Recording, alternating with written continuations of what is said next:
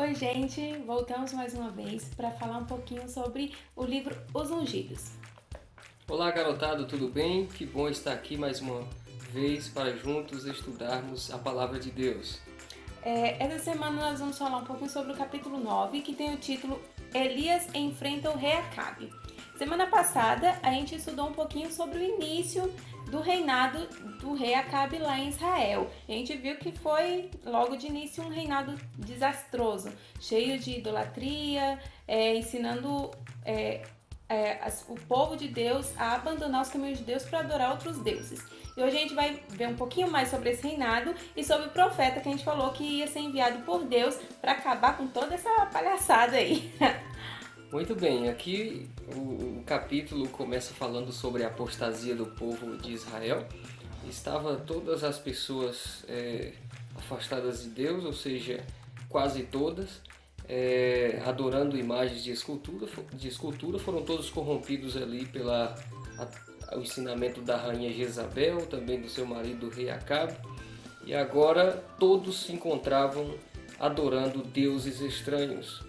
E um homem chamado Elias, nascido nas montanhas, morando na roça, trabalhando no pesado, começa a orar sinceramente a Deus pedindo socorro, para que Deus enviasse alguém para poder trazer ali um auxílio para acabar com essa idolatria do país. Sabe o que me chama mais atenção? Porque a gente está acostumado a ver na Bíblia, né, em vários momentos, Deus indo até o seu servo, avisando que ele ia trazer juízo a tal cidade. Por exemplo, a gente viu que Deus foi até Abraão, por exemplo, para falar que ia destruir as cidades de Sodoma e Gomorra. E aí ele foi até, falou com seu servo Abraão, avisando que ele ia levar essa cidade a juízo. E aí teve toda aquela conversa entre Deus e Abraão para ver se conseguia salvar a cidade, enfim. E em outros momentos também, Nínive, no caso de Jonas, Deus que vai até Jonas e fala assim, vai lá pregar para aquela cidade, porque se eles não se arrependerem, eu vou trazer juízo para essa cidade. Mas no caso aí agora de Israel, no caso de Elias, não foi Deus que chegou para Elias e falou assim, Elias, eu vou levar juízo a Israel se o povo não voltar para mim.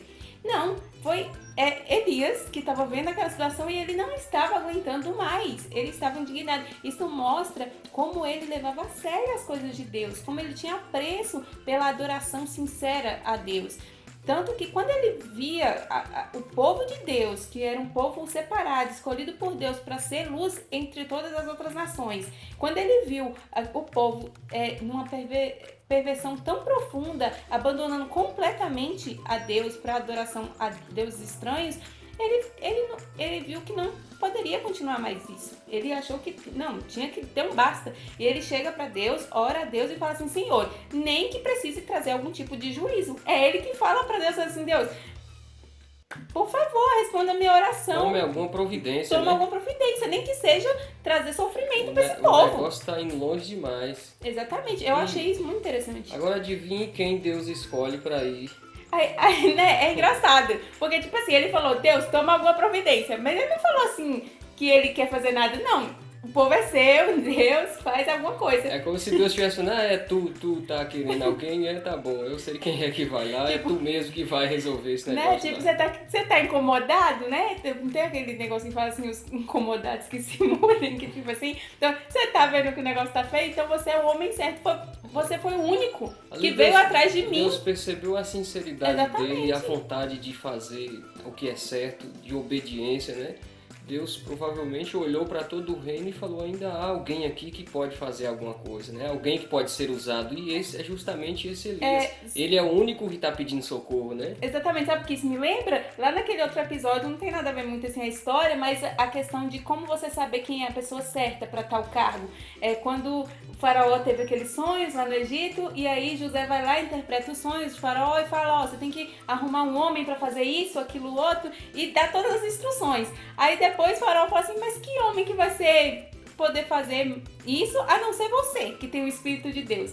Então, tipo assim, assim como o faraó reconheceu que dentro daquela situação José era o único que poderia fazer o que teria que ser feito, quando agora a gente vê Elias clamando a Deus para que tome alguma providência para acabar com essa apostasia toda em Israel, Deus também fala assim, então quem vai lá é você. Você é o único que tá... Esse é o cara aí que né? pode ser Você usado, que tá né? vendo as coisas que estão acontecendo, que tá se incomodando com essa falsa adoração, né? Esse tipo errôneo de adoração.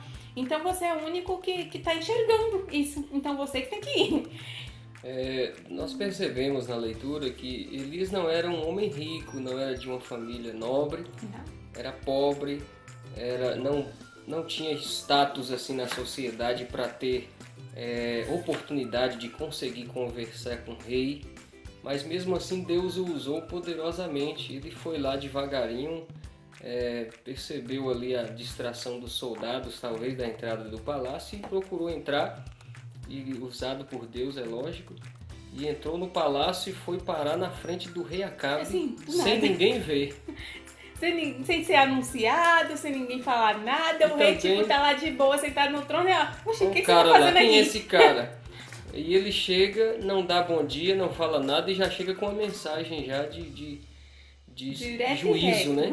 Olha só, se Deus mandou avisar que vai mandar seca, nem orvalho, nem vapor de água vai vir de lugar nenhum durante 3 anos, por causa da idolatria que o rei, a rainha e o povo estava cometendo, né? Estava praticando.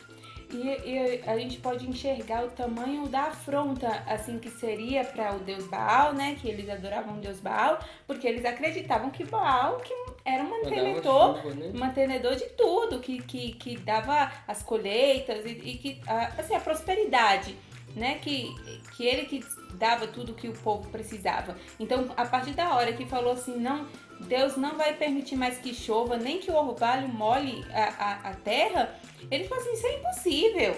Que quem faz isso é Baal. Então, pra eles, tipo, impossível uma coisa dessa. Foi uma afronta terrível, né? Quem é esse cara aí pra dizer uma coisa dessa contra o deus Baal, né? E aí, engraçado que, tipo, a hora que o rei ficou tão atônito que... Com a notícia?